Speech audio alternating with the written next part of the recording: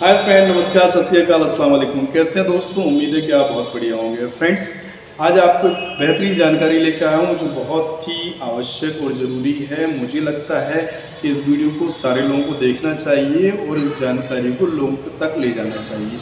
अक्सर आपने ये देखा होगा कि पुलिस 151 की कार्रवाई लोगों के ऊपर करती है और मुझे लगता है कि इस बीमारी से पीड़ित बहुत सारे लोग होंगे। आई थिंक एक मैंडेटरी पावर पुलिस को मिलता है 151 सीआरपीसी में करने के लिए। 151 जो होता है ना, थोड़ा बहुत आपका घटना हुई, कोई समस्या हुई तो पुलिस 10 लोगों के बीच में आती है और दोनों पक्षों को ले जाकर 151 कर देती है। 151 किसी एक पक्ष के भी खिलाफ कर देती है। तो ये आपको जानना जरूरी है कि 151 क्या कहता है, क्योंकि हमारे यहाँ एक सिस्टम तरीके का चलता है कि 151 होगा तो पुलिस ले जाएगी और आपको संबंधित एडीएम के यहाँ, एसडीएम के यहाँ, सिटी मजिस्ट्रेट के यहाँ हाजिर करेगी, आपसे श्योरिटी लेगी, जमानत लेगी और आप इसी जमानत देकर आ जाते हैं और जमानत देने के बाद आपको छोड़ दिया जाता है। कभी कभी किसी केस में पुलिस जेल में भी भेज देती है, मजिस्ट्रेट जेल भी भेज देता है आपको, अगर ये मानता है कि मामला बहुत गंभीर है। तो सवाल ये आता है कि 151 जो 151 सीआरपीसी है वो किन परिस्थितियों में कंसीडर की जा सकती है, क्यों लगती है? आखिर पुलिस को किसी मामले में 151 कार्रवाई करने का राइट्स है, क्योंकि ये माना जाता है अगर कोई संज्ञेय अपराध नहीं है तो पुलिस किसी व्यक्ति को गिरफ्तार नहीं कर सकती। अगर ऐसा कोई अपराध है जिसमें 7 साल से कम की सजा सुप्रीम कोर्ट भी कहता है तो पुलिस उसको गिरफ्तार नहीं करेगी, बल्कि 41A का नोटिस उसे प्रथम दृष्टया देगी और 41A के नोटिस लेने के बाद फिर उसको गिरफ्तारी मैंडेटरी अगर लगती है पुलिस को तो करेगी। और अगर कोई भी संज्ञेय अपराध होता है तो संज्ञेय अपराध में मजिस्ट्रेट के बिना जानकारी के पुलिस गिरफ्तार कर सकती है। अब 151 ये है कि 151 में तो सजा भी नहीं होती है और मुझे ये लगता है कि छोड़ भी दिया जाता है उस व्यक्ति को, जमानत भी लगभग 99% दे दी जाती है। तो क्यों फिर गिरफ्तारी की जाती है जब उससे राइट नहीं है? तो फ्रेंड्स, मैं ये बता दूं, 151 में पुलिस को ये राइट है कि अगर उसे ये लगता है, संभावनाएं लगती हैं, पॉसिबिलिटीज ऐसी लगती हैं कि यहाँ पर गुटों में दो व्यक्तियों में या समाज के कई व्यक्तियों में विवाद हुआ है और इस विवाद के कारण बहुत ही बड़ी घटना हो सकती है, कोई भी संज्ञेय अपराध घटित हो सकता है। तो आप ये जानते हैं कि पुलिस की ड्यूटी है लॉ एंड ऑर्डर को मेंटेन करना, शांति भंग ना हो सके, शांति को मेंटेन करना, ये पुलिस की लायबिलिटी है। तो पुलिस को अगर संभावनाएं लगती हैं और पुलिस का अधिकारी जो बाहर साधक अधिकारी है जो वहां पर पहुंचा है, उसने ये कंसीडर कर लिया कि दो पक्षों के बीच में, दो गुटों के बीच में ये विवाद है और ये विवाद एक बड़ा रूप ले सकता है, कोई घटना घटित हो सकती है, तो वो 151 की कार्रवाई करेगा।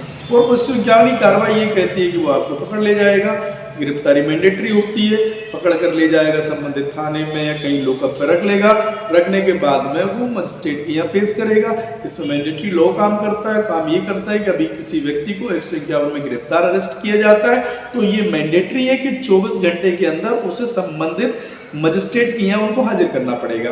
अब सवाल ये आता है कि यार 151 तो किसी को भी कर दी जाती है, पुलिस से नॉर्मली बात हुई तो पुलिस ने तो एक हथियार तरीके का यूज कर लिया, उसको सीधा 151 में पकड़ा, दोनों पक्षों को टांग ले गए और उसके बाद उन्होंने जमानत भी ले ली और आप भी जमानत इमीडिएटली ले लेते हो। सच्चाई तो ये है कि अगर 151 को अच्छी तरीके से आप पढ़ेंगे और समझेंगे और ये जमानत की प्रक्रिया को थोड़ा समझेंगे तो 151 जो सीआरपीसी में कार्रवाई पुलिस करती है उसमें मुझे नहीं लगता कि जमानत लेने की जरूरत है। 151 में कहीं पर ये बात नहीं कही गई है कि जमानत आप लेंगे।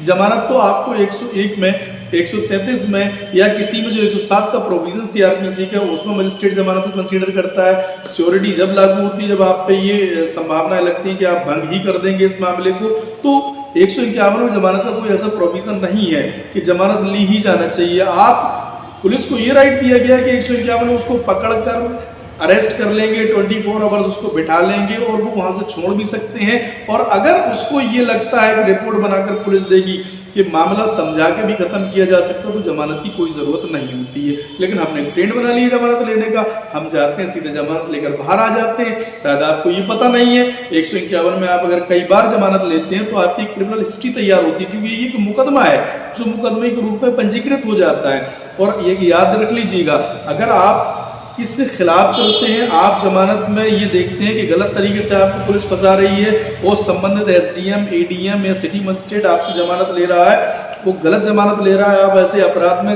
संदेह नहीं था होने का, कहीं संभावनाएं नहीं थी कि उसी तरह की घटना होने की। केवल पुलिस ने एक मिथ्या और गलत रिपोर्ट के आधार पर आपको 151 लगा दिया है, तो आप इसके खिलाफ जा सकते हैं। मैं आपको राजस्थान का एक मामला बताऊंगा ह्यूमन राइट्स का। ह्यूमन राइट्स ने ये माना, राजस्थान में एक प्रकरण हुआ जिसमें एसडीएम ने जमानत ले ली 151 में, जबकि वहां पर ऐसी संभावनाएं थी नहीं थी कि कोई अपराध घटित हो सकता है। पुलिस की आख्या पर जमानत ली गई, तो उस एसडीएम के ऊपर 75,000 रुपए, 75,000 रुपए जुर्माना आयद किया गया कि आपने गलत तरीके से किसी को हरेस किया और जमानत ली उसने।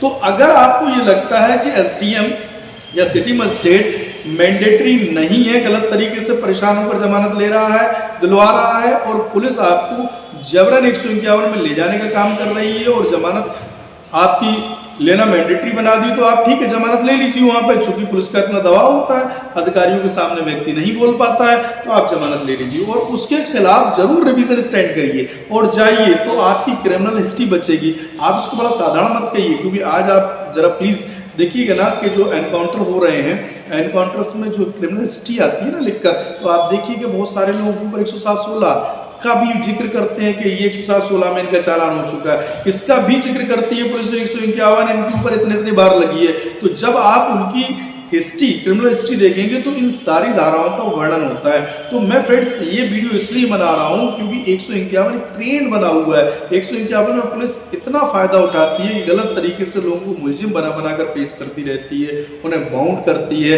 उनसे सिक्योरिटी भी लिवा दी जाती है और उनका एक इतिहास मेंटेन कर लिया जाता है। अब कभी 151 में आप चले जाएंगे, फिर 107-16 में चले जाएंगे, 107 में चले जाएंगे, तो अगर 111 का नोटिस आएगा और आप इसी तरीके से नोटिस के जवाब देते रहेंगे और उन जवाबों को ना देकर आप जमानत कराते रहेंगे, तो आप समझ लीजिए कि आने वाली कोई भी घटना, कोई चुनाव, कोई घटना, दुर्घटना होती है तो फिर पुलिस सीधा आपको याद करेगी, क्योंकि वो एक रजिस्टर तैयार हो जाता है पुलिस के पास जिसमें ये कहा जाता है कि फला फला व्यक्ति के खिलाफ 151 की गई थी। तो फ्रेंड, जब भी आपके खिलाफ 151 लगे और आपको जबरन ऐसी संभावना ना हो, आपका कोई क्रिमिनल रिकॉर्ड ना हो, कोई क्रिमिनल हिस्ट्री ना हो और ऐसी कोई संभावना नहीं हो कि कोई बड़ी घटना हो सकती है, तब भी पुलिस जबरन आपके खिलाफ 151 करती है। और मजिस्ट्रेट की यहाँ पर जमानत लेने से पहले प्रेयर करिए, निवेदन करिए और ये कहिए कि सर हम जमानत हमारी मैंडेटरी नहीं है यहाँ लेने के लिए, आप चाहे तो मुझे छोड़ सकते हैं क्योंकि ये संभावनाएं प्रकट नहीं होती, जो पुलिस आख्या मेरे खिलाफ आई है वो विश्वसनीय नहीं है।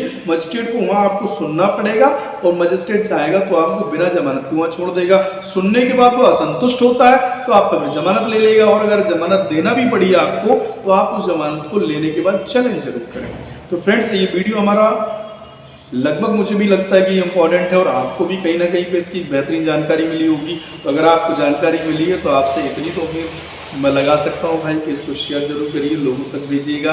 अच्छी लगी हो तो प्रोत्साहन बढ़ाने के लिए शेयर अप होता है, तो मुझे लगता है कि मैं वीडियो सही बना रहा हूँ या लोगों के लिए काम कर रहा हूँ। तो फ्रेंड्स, आप जरूर इसको शेयर करिएगा। मैं मत्तूब Chandel advocate, district court Orai में वकालत करता हूँ। कभी आपको ये लगता है कि ये प्रॉब्लम आपके साथ गलत हो रही है तो मेरा नंबर स्क्रीन पर भी आएगा, आप उसको नोट करिए। एनी टाइम आपको प्रॉब्लम होती है, you can be consult to me, you can be meet to me. आप हमसे मिल भी सकते हैं, हमसे कंसल्ट भी कर सकते हैं, आपको एक बेहतरीन रास्ता दिया जा सकता है। तो फ्रेंड्स, शुक्रिया, शेयर जरूर करिए।